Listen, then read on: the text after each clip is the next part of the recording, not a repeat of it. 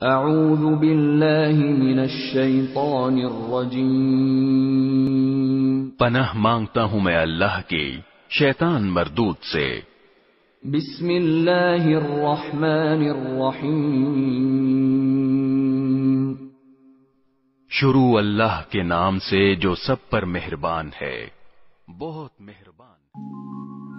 अस्सलाम वालेकुम दोस्तों, तो कैसे हैं आप सब। उम्मीद है आप खैरियत से होंगे। आज की वीडियो में हम अदील नाम के मानी और इसमें छुपे हैरत अंगेज़ राज के बारे में बात करेंगे। तो अगर आप हमारे चैनल पर नए हैं तो हमारे चैनल को सब्सक्राइब करें और बेल के आइकॉन को ज़रूर दबाएं ताकि हर नई आने वाली अपलोड को आपको नोटिफिकेशन मिलता रहे। तो चलो चलते हैं अपनी वीडियो की जानिब। अदील नाम का मानी सीधा और मुखलस है। अदील नाम का शुमार लड़कों के नामों में होता है। अदील नाम की इब्तदाई ज़ुबान अरबी से निकलती है। अदील नाम का मज़हब मुस्लिम होता है। अदील नाम के अफराद के लिए लकी नंबर 5 माना जाता है।